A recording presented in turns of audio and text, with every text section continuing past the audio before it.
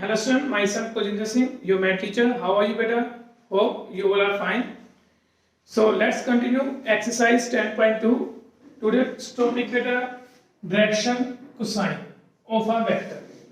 तो बेटा ये मान लो सपोज मेरे पास जैसे ही मार्कर है, मैं इसको एक वेक्टर की फॉर्म में ले रहा हूँ। ये मान लो मेरे पास एक वेक्टर है P to Q या A to B, कोई भी वेक्टर बोल सकते हैं इसको।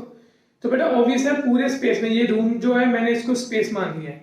अब बेटा इस मार्कर ने x एक्सिस के लॉन्ग, y एक्सिस के लॉन्ग या z एक्सिस के लॉन्ग एक एंगल बनाया हुआ है। तो किसी न किसी एंगल पे तो ये बेटा है ना, मींस इसने कोई ना कोई एंगल तो बनाया ही x एक्सिस के साथ और y के या z के साथ।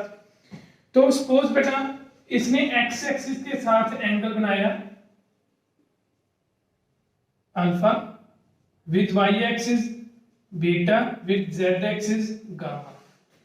Then simply beta cos alpha, cos beta and cos gamma.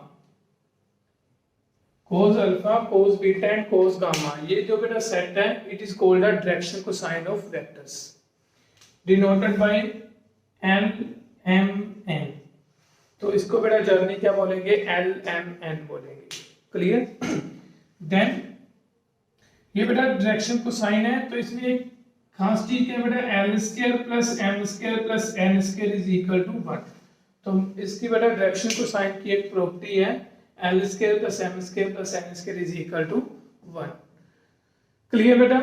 तो इसका प्रूफ वैसे बेटा सिलेबस में नहीं है, ठीक है, इसलिए जस्ट रिजल्ट याद रखना है आपने, L square plus M square plus N square is equal to 1। So next बेटा direction ratio, most important topic, direction ratio. If there exists A, B, C belongs to real number such that n upon A, m upon B and n upon C. अगर बेटा मेरे पास 3 numbers ऐसे मिल जाए A, B, C, जिनको बेटा respectively L, M, N से divide करें और उनकी रेशियो क्या आ जाए सेम, तो मैं उसको क्या बोल दूंगा बेटा इस सेट को A, B, C is a direction ratio of that vector। Clear? तो ऑब्वियसली बेटा ए बी सी का जो सेट है वो यूनिक नहीं होगा, मैं यहाँ पे 2A 2B 2C रख दूं तभी भी बेटा रेशो क्या आएगी? सेम। तो डायरेक्शन रेशो इनफिनिटली मैनी होंगे। और एक खास बात बेटा, अगर मैं A की जगह पे L ही रख दूं, B की जगह पे M और C की जगह पे N, तभी भी आंसर क्या आएगा? 1। तो वो डायरेक्शन कोसाइन के लिए ये काम कर जाएंगे। तो यहाँ पे एक कंडीशन बेटा और लगाते हैं, a square plus b square plus c square not is equal to 1। तो डायरेक्शन रेशियो के लिए बेटा इन तीनों का सम, स्क्वायर का सम 1 नहीं होना चाहिए। ये इसलिए किया गया है कि ताकि बेटा जो आपके डायरेक्शन कोसाइन है और डायरेक्शन रेशियो है इनमें डिफरेंट रहे, मींस जो डायरेक्शन कोसाइन है वो यूनिक ही रहे। डायरेक्शन कोसाइन कभी भी बेटा एक से ज्यादा नहीं मिल सकते और डायरेक्शन रेशियो बेटा एक से ज्यादा मिल सकते हैं। और जो डायरेक्शन रेशियो है उनमें बेटा एक खास चीज है, उनका स्केल का सम 1 नहीं होगा, डायरेक्शन कोसाइन भी 1 होगा। तो अब बेटा अब हम वेक्टर में अगर देखें तो एक सिंपल है बेटा, मैं ए कैप लिखता हूं, तो ए कैप ऐसे लिख सकते हैं L I plus M J plus N K. Obvious है बेटा लिख सकते हैं, क्यों? क्योंकि यूनिट वेक्टर है तो उनका सभी के बेटा स्केयर का जो कंपोनेंट है आई जे के उनका स्केयर का सम 1 नहीं होना चाहिए। तो वो कंडीशन सिर्फ किसके पास है बेटा? डायरेक्शन कोसाइन के पास। तो इसका मतलब क्या होगा बेटा, यूनिट वेक्टर को मैं डायरेक्शन कोसाइन की फॉर्म में लिख सकता हूं, तो वो मैंने लिख लिया। क्लियर? अब सिंपल है बेटा, अगर मैं ए वेक्टर को लिख सकता हूं ए का मैग्नीट्यूड इनटू ए कैप, ठीक है, तो इसका मतलब क्या होगा बेटा, A magnitude L I plus M magnitude A magnitude M J plus A magnitude N cap. तो ये मेरे पास ए वेक्टर होगा, ठीक है। मैं इसको नाम देता हूं बेटा A1 या A, इसको नाम दे रहा हूं बेटा B, इसको नाम दे रहा हूं C, A B C।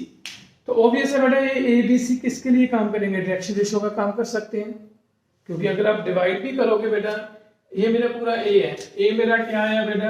A का मैग्नीट्यूड इनटू L, B क्या है बेटा? A का मैग्नीट्यूड इनटू M, सी क्या है बेटा, ए का मैग्नीट्यूड इंटू एन। अगर मैं इनको बेटा डिवाइड करूंगा तो सभी का आंसर क्या आएगा, सेम आएगा। तो इसका मतलब क्या होगा बेटा, जो सिंपल वेक्टर के कंपोनेंट है उसको क्या बोलोगे, डायरेक्शन रेशियो, और जो बेटा नॉर्मल यूनिट वेक्टर है उसके कंपोनेंट को क्या बोलोगे, डायरेक्शन कोसाइन। क्लियर बेटा। तो ये मोस्ट इंपॉर्टेंट टॉपिक है बेटा, ठीक है। तो लास्ट बेटा इसमें है सेक्शन फॉर्मूला। सेक्शन फॉर्मूला में बेटा सपोज ये मेरे पास ए वेक्टर है, ये बी, इसका बेटा पोजीशन वेक्टर है ए और इसका पोजीशन वेक्टर है बी, एंड सी का बेटा पोजीशन वेक्टर है C, which divide m ratio n। a और b को बेटा m रेशो n में डिवाइड कर रहा है, then c vector will be m into b vector plus n into a vector upon m plus n। Clear, m plus n vector. Clear बेटा। तो इस बेस पे बेटा आप 10.2 से कंप्लीट करना। All the best, God bless you बेटा।